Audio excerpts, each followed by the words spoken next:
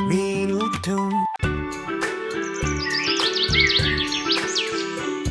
घने जंगल में एक बहुत बड़ेदार शेर रहता था। वह रोज शिकार पर निकलता और एक दो नहीं, कई कई जानवरों का काम तमाम देता। जंगल के जानवर डरने लगे कि अगर शेर इसी तरह शिकार करता रहा तो एक दिन ऐसा आएगा कि जंगल में कोई जानवर ही नहीं बचेगा। सारे जंगल में सनसनी फैल गई। शेर को रोकने के लिए कोई न कोई उपाय करना जरूरी था। एक दिन जंगल के सारे जानवर इकट्ठा हुए और इस प्रश्न पर विचार करने लगे। अंत में उन्होंने तय किया कि वे सब शेर के पास जाकर उनसे इस बारे में बात करेंगे। दूसरे दिन जानवरों का एक दल शेर के पास पहुंचा। उनको अपनी ओर आते देख शेर घबरा गया। क्या बात है, तुम सब यहाँ क्यों आए हो? जानवर दल के नेता ने कहा, महाराज, हम आपके पास निवेदन करने आए हैं। आप राजा हैं और हम आपकी प्रजा।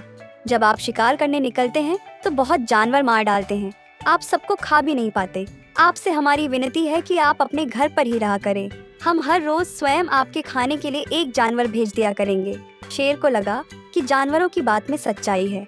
अच्छी बात है, मैं तुम्हारे सुझाव को मान लेता हूँ, लेकिन याद रखना, अगर किसी भी दिन तुमने मेरे खाने के लिए पूरा भोजन नहीं भेजा तो मैं जितने जानवर चाहूँगा मार डालूंगा।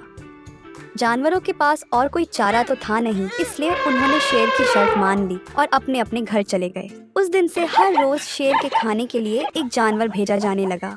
इसके लिए जंगल में रहने वाले सब जानवरों में से एक एक जानवर बारी बारी से चुना जाता था। कुछ दिन बाद खरगोशों की बारी भी आ गई। शेर के भोजन के लिए एक नन्हे से खरगोश को चुना गया। वह खरगोश जितना छोटा था उतना ही चतुर भी था। खरगोश धीरे धीरे आराम से शेर के घर की ओर चल पड़ा। जब वह शेर के पास पहुंचा तो बहुत देर हो चुकी थी।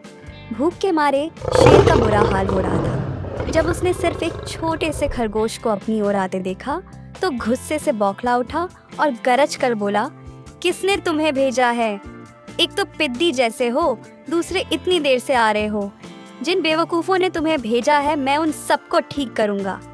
नन्हे खरगोश ने आदर से जमीन तक झुककर कहा, महाराज, अगर आप कृपा करके मेरी बात सुन लें तो मुझे या और जानवरों को दोष नहीं देंगे।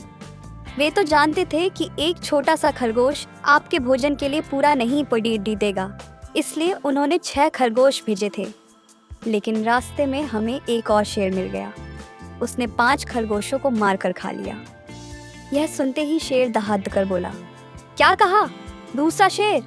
कौन है वह? तुमने उसे कहाँ देखा? महाराज, वह तो बहुत ही बड़ा शेर है। वह जमीन के अंदर बनी एक बड़ी गुफा में से निकला था। वह तो मुझे मन ही मारने जा रहा था। कि बात सुनकर शेर को गुस्सा आया। उसकी भयानक गरज से सारा जंगल दहलने लगा।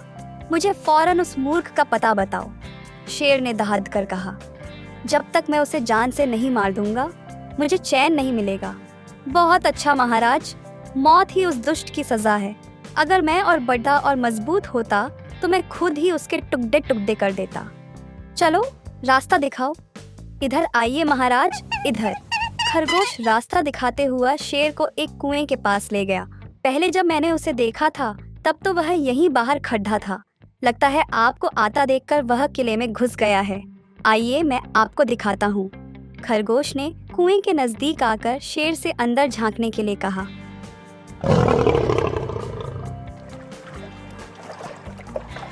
परछाई को देखकर शेर जोर से दहाड़ा।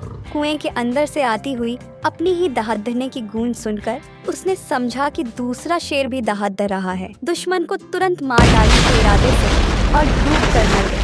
इस तरह चतुराई से शेर से छुट्टी पाकर नन्हा खरगोश घर लौटा।